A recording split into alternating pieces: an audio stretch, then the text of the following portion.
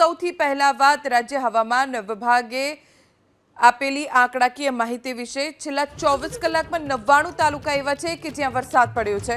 રાજ્યમાં હજી પણ કેટલાક વિસ્તારોમાં રેડ એલર્ટ છે, ખાસ તો દક્ષિણ ગુજરાતમાં।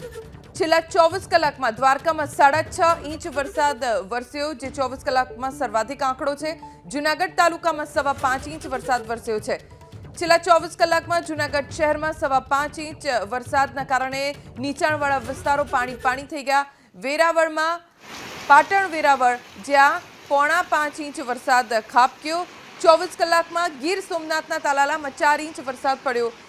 ગત 24 કલાકમાં સૌરાષ્ટ્રમાં કેટલાય વિસ્તારો જળબંબાકાર થયા। જૂનાગઢના વંથલીમાં 4.5 ઇંચ વરસાદ પડ્યો। જૂનાગઢના મેંદરડામાં 3.5 ઇંચ વરસાદ પડ્યો। જૂનાગઢના માંગરોળમાં 2.5 ઇંચ તો માણાવદરમાં 3 ઇંચ વરસાદ વરસ્યો છે। છેલ્લા 24 કલાકમાં વલસાડના વાપીમાં 2.25 ઇંચ વરસાદ। 99 તાલુકા એવા છે કે જ્યાં છેલ્લા 24 કલાકમાં વરસાદ પડ્યો છે। વલસાડના વાપીમાં 2.25 ઇંચ, જૂનાગઢના માળિયાહાટીમાં 2.5 ઇંચ વરસાદ, વલસાડના પારડીમાં 2.5 ઇંચ વરસાદ પડ્યો છે, તો આ તરફ ઉમરગામમાં 1.5 ઇંચ જેટલો વરસાદ પડ્યો છે। પોરબંદરના રાણાવાવમાં 1.25 ઇંચ વરસાદ પડ્યો, તો માળિયાહાટીનામાં 2.5 ઇંચ વરસાદ। રાજકોટના ઉપલેટામાં 1.25 ઇંચ વરસાદ, વલસાડના ઉમરગામમાં 1.5 ઇંચ વરસાદ। અહીંયા હજી પણ રેડ એલર્ટ આપવામાં આવ્યું છે। પોરબંદરના રાણાવાવમાં 1.25 ઇંચ વરસાદ, તો પોરબંદર તાલુકામાં પણ 1 ઇંચની આસપાસ વરસાદ પડ્યો। રાજકોટના ઉપલેટામાં 1.25 ઇંચ, બોટાદના બરવાડામાં 1 ઇંચ। રાજકોટના ઉપલેટામાં વરસાદના કારણે વાતાવરણમાં ઠંડક પ્રસરી, તો આ તરફ નવસારીના ગણદેવીમાં 1 ઇંચ વરસાદ પડ્યો છે।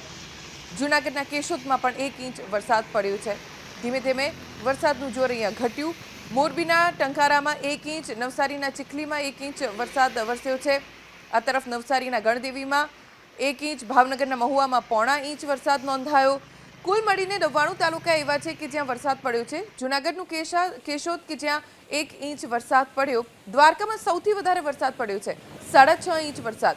છેલ્લા 24 કલાકમાં મોરબીના ટંકારામાં 1 ઇંચ, ભાવનગરના મહુવામાં 0.5 ઇંચ વરસાદ, જૂનાગઢ શહેરમાં 5.25 ઇંચ વરસાદ વરસ્યો। દ્વારકાના કલ્યાણપુરમાં 0.5 ઇંચ વરસાદ પડ્યો છે। આ તરફ પાટણ વેરાવળમાં 4.5 ઇંચ વરસાદ ખાબક્યો। ભાવનગર તાલુકામાં 1.5 ઇંચ વરસાદ વરસ્યો।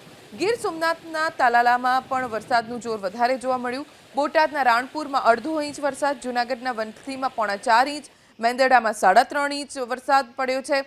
સોમનાથના સુત્રાપાડામાં 1/2 ઇંચ વરસાદ પડ્યો, જેના કારણે વાતાવરણમાં ઠંડક પ્રસરી છે।